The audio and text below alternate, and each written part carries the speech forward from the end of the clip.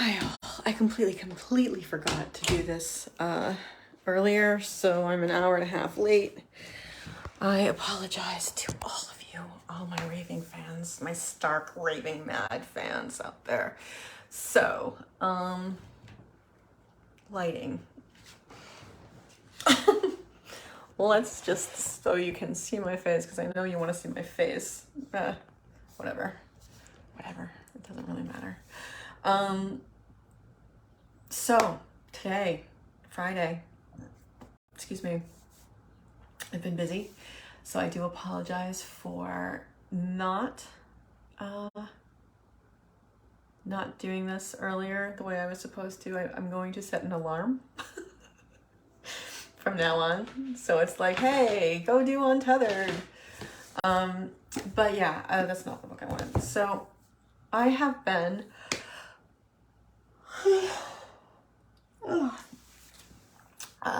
well, number one, I've been gaining weight. I'm continuing to gain weight, which I'm not very happy about. But I am keeping, so I'm building healthy habits little by little. I am keeping most of them. No dairy in the house. I've got that one. Only healthy foods first thing in the morning. I've got that one. CPAP at night. Yes, I have to wear one of those. Journaling in the morning, got that. 15 minutes of meditation in the morning, got that. No eating after 5:30 in the house. I did that yesterday, but then I went out and no sugar, no added sugar in the house. Both of those things I did yesterday, but then I went out at night and had some ice cream outside the house. So I think there's a new habit, and it is no junk food except on the weekends. So no junk food except weekends. Oh, that's great. You got to see my arm. All right, so that's that. It's written down, so that's the way it has to be now.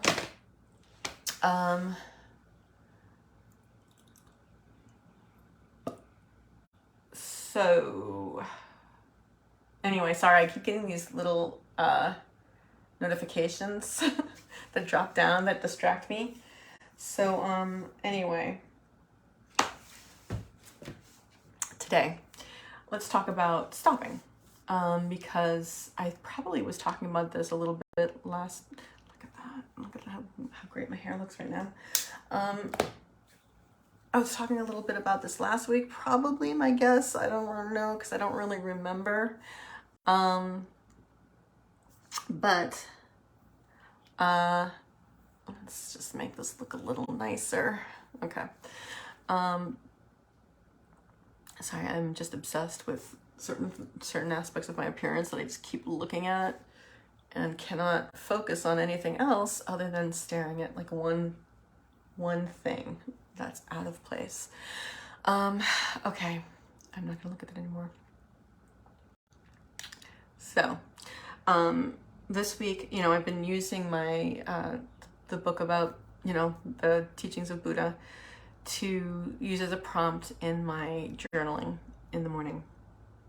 And one of the things that I've been doing a lot of writing about is, so there's this idea of, I'm not gonna pronounce it correctly, so let me go get the book. I got pictures back, like pictures back, like we send them away still. But I got pictures, my sister-in-law sent me pictures from the 4th, and it's with me and my family, and I am like twice the size of everybody in my family. It's very embarrassing. I do not like it. Like seriously, granted, I was a little bit close to the camera and I was kind of leaning in, and it was not a good angle to begin with for anybody. I was much closer to the camera and I was kind of leaning away like this. It was bad, but it still did not look good. So, in The Heart of the Buddhist Teaching by Thich Nhat Hanh, who died recently, which sucks because I really wanted to go see him talk again. But at least I got to see him talk that one time in Florence. He lived for a long time. He was old when I saw him in Florence, and that was like 20 years ago. More than 20 years ago. Anyway, so So Buddhist meditation has two aspects, shamatha and vipassana. Vipassana.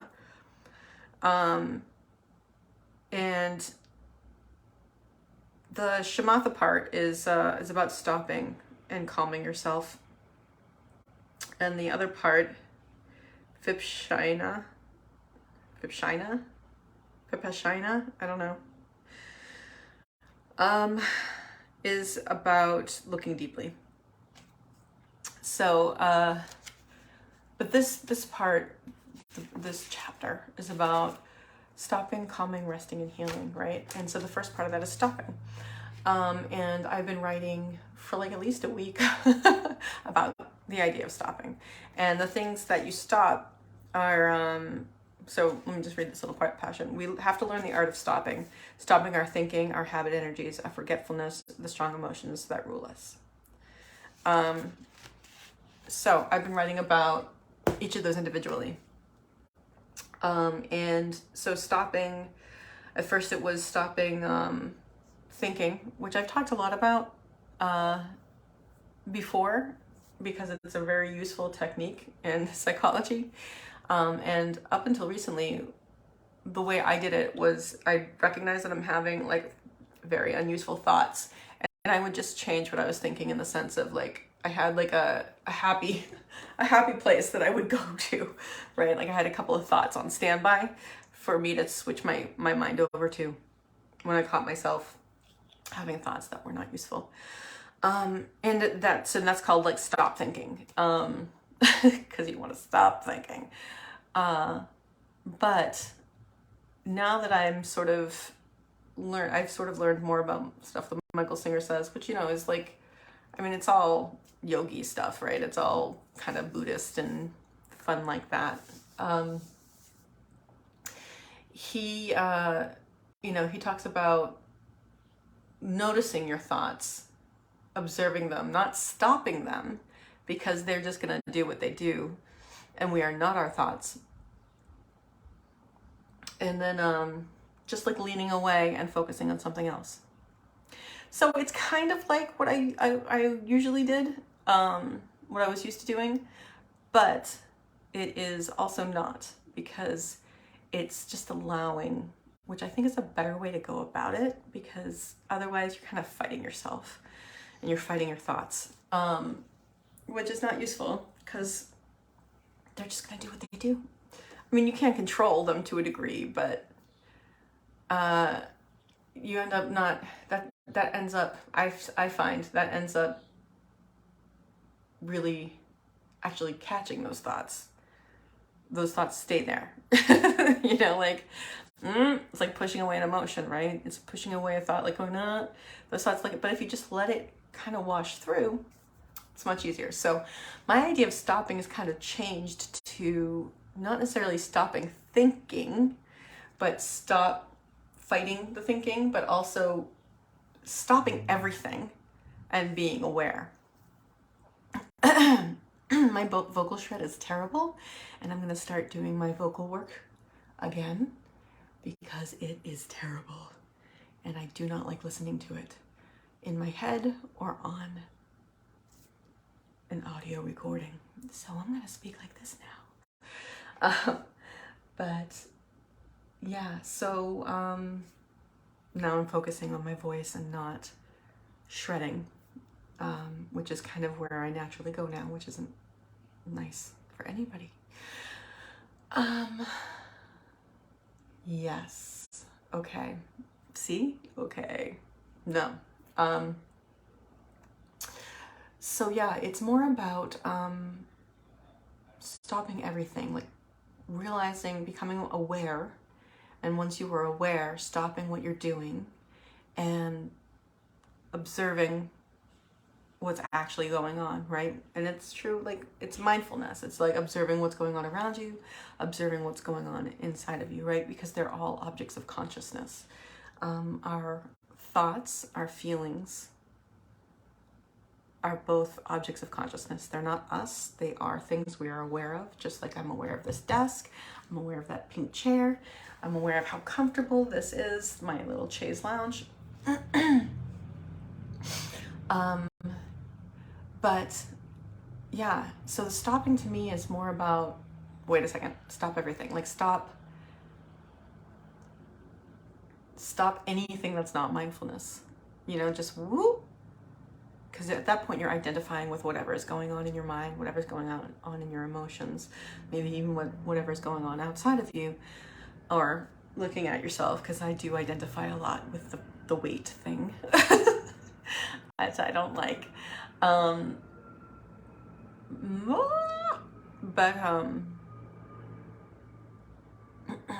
I gotta do some vocal exercises. My voice is terrible. I'm becoming more and more aware of it. But yeah, I'm gonna talk. I gotta do some vocal exercises next time before I do this. So yeah, so I see it more as, I don't know, I guess it's not really meant to go thing by thing, right? It's just everything that's not mindfulness, stopping everything that's not mindfulness and coming to the present moment. And then with thinking, with thoughts, you focus on something else. With habit energy, so it's thoughts, habit energy, forgetfulness. It's the one I always forget. And emotions. So I finished up by talking about emotions today. Did I? Or did I continue talking about forgetfulness? I don't remember. I didn't really do a lot today, this morning. I have been waking up late and I'm not happy about that. So I'm going to be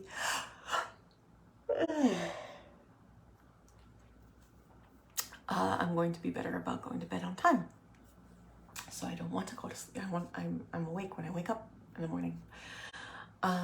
So the idea, I did talk about this last week about thoughts and habit energies that pull us back into, even though we're working on ourselves, we're working on being mindful and such. There's also always these habit energies that we have to stop, right? And my idea with those was to create better habit energies. So like instead of having my habit energy be something where I am feeling impelled or compelled to lay in bed and play like that stupid interior design game that I play until like hours when I should be sleeping. Rather than having that like pull at me, because it's weird. Like I'm like, okay, I'm not gonna do that, and it's like over here, and I'm like, nope, nope. Oh, screw it, I'm just gonna do it anyway. So then I go and I do it, and that's not good, right? It's uncomfortable not to do those things.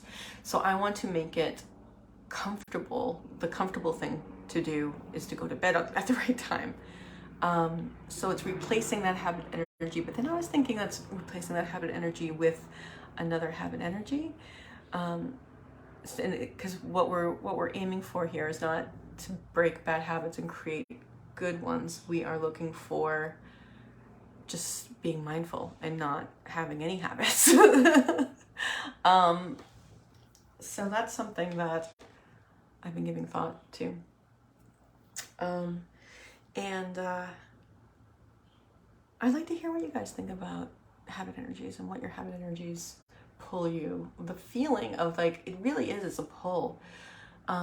So what I think I will start doing, not I need to do, what I will start doing is when I did like key in my like reticular activation in my brain to pick up when that pull is happening, and rather than just like identifying with it and going with it because it's uncomfortable not to be aware of it and allow the discomfort, like any other feeling, to come to just be what it is and not get the ice cream anyway.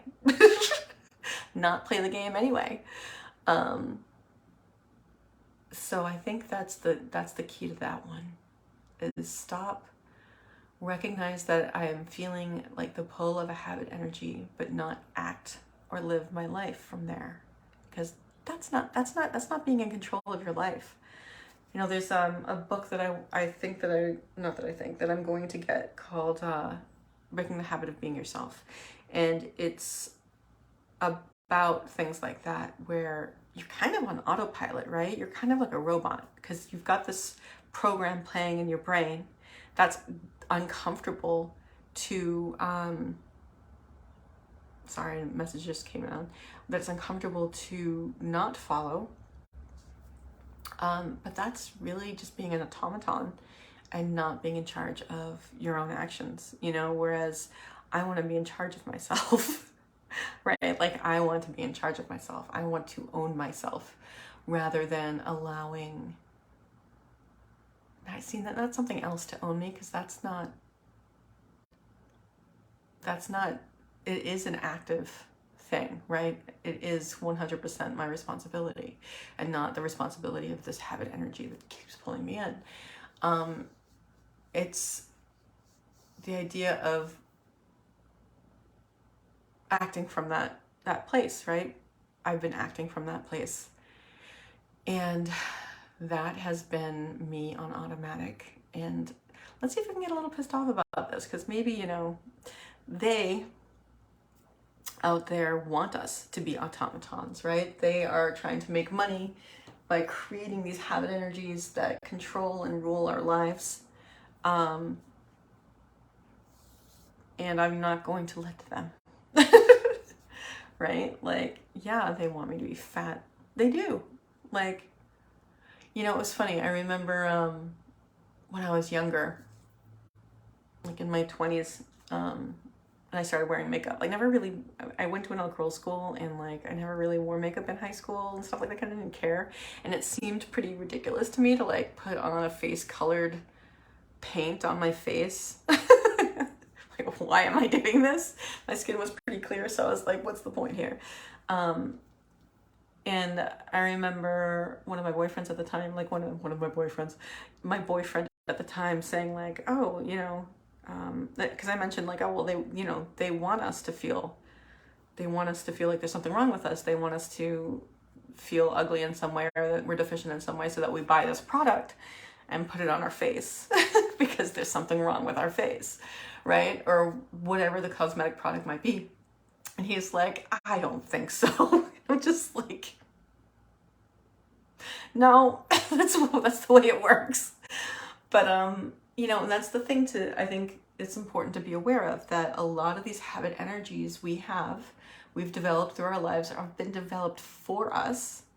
I mean, yeah, we have to take responsibility for it, but because we have not been present and have allowed this to happen. But there are a lot of people that benefit from you creating a habit energy that's unhealthy.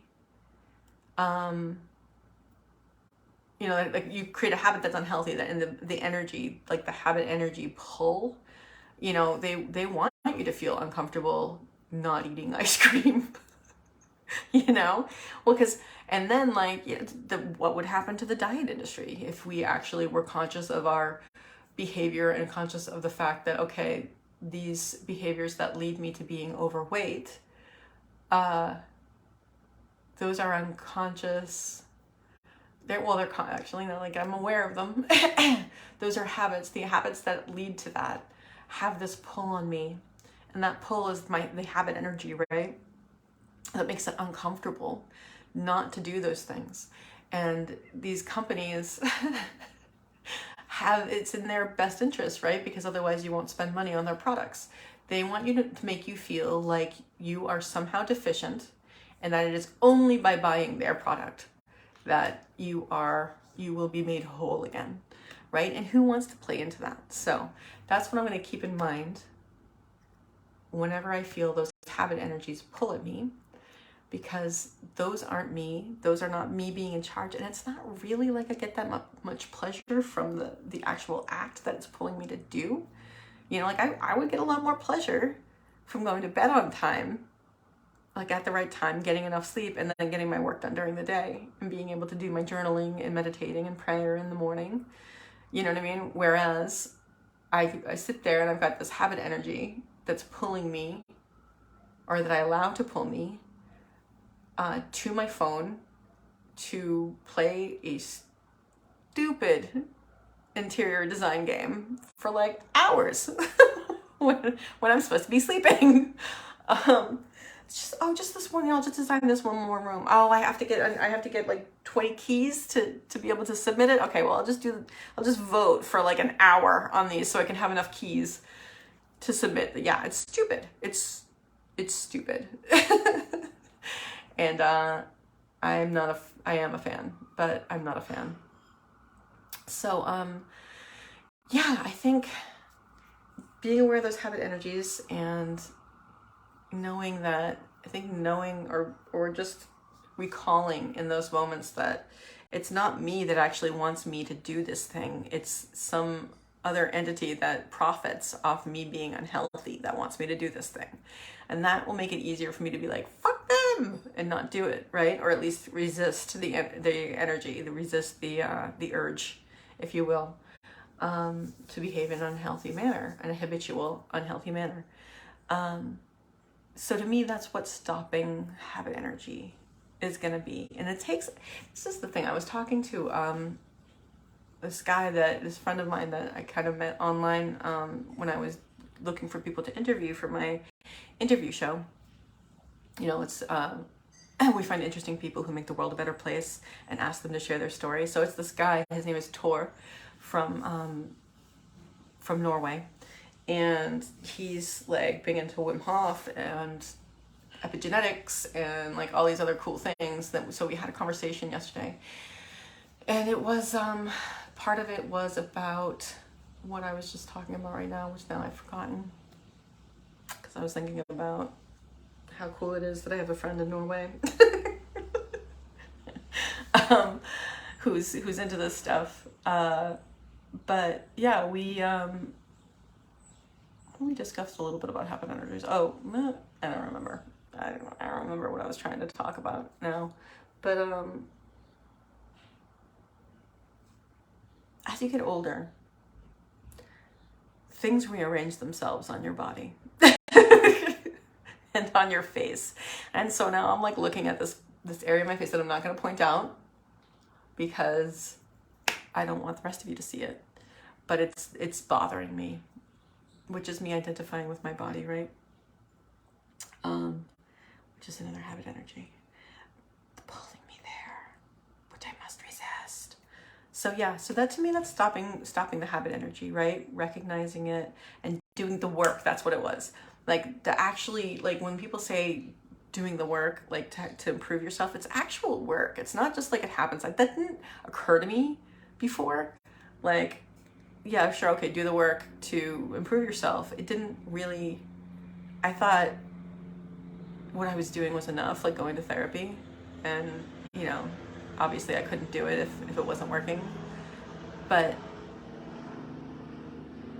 the work on yourself, on your spirituality, on your emotional well-being, it's just like work on your physical well-being, right? You have to make concerted efforts to do the right things to condition your body or condition your mind to be healthy. So I think one of these things is to make the effort when to recognize the pull of a habit energy, and for me, I think what might work the best is for me to recognize that this is not me who actually wants this. It's just this habit energy that I'm allowing to lead me, that I am succumbing to. I want to be less victim-y about this. Like the habit energy that I allow to pull me, right? That I go with, that I act from, I am behaving like a robot because of this programming, right? This habit energy, that has me uncomfortable in any other way but doing this one thing, which is not healthy for me. So whether it's eating or staying up too late or whatever the case may be, someone else is profiting off my unhealthy behavior, and I am not. And yet I choose to do it because based on the programming in my head, and that programming is there, put there purposely by people who do not have my best interest in mind. Or myself, right, who did not have my best interest in mind. But I want to have my best interest in mind. I want to start treating myself the way I deserve to be treated, or that I want to be treated, right? Start that now. When is that going to be? That's not going to be any other time than now, because no other time exists other than now, right? Okay, so I think I've gotten esoteric enough here. This is my thought for the day that I'll leave you with. Think about these habit energies. Think about how you act from them, and what you do in response to them. What is made uncomfortable not to do, and why are you doing that thing? Is it because you actually want to, or is it because your habit energy is like, go do that? Like yesterday I didn't actually want to eat ice cream, but I was like, I'm gonna eat ice cream. Like, is it worth it? No, it's not. It's really not. So I'll leave you with that. I'm also gonna say that I am pretty grateful, because even though I do often give in to, no, I don't. We're not going to do that negative affirmation. I no longer give into my habit energies, but I did. So I am grateful now to be becoming more and more aware of them, to be surrendering my old ideas and my old habits and my old energies and shedding them purposely, letting them go so that I can welcome new, like the universe's thoughts and ideas, and habit energies. Not the only habit energy that is really good to cultivate is the habit of being mindful, which is not a habit because you don't do it mindlessly. So, right, it's just more and more awarenesses as the days go, and more ways to work with the things that don't serve me. I'm grateful for that, even though there are challenges, so that's it. I'm just going to say to you, sorry, another message just came up there. So I'm just going to remind you all that you can always choose. This is Jennifer Sullivan signing off, saying that you can always choose to have a grateful day.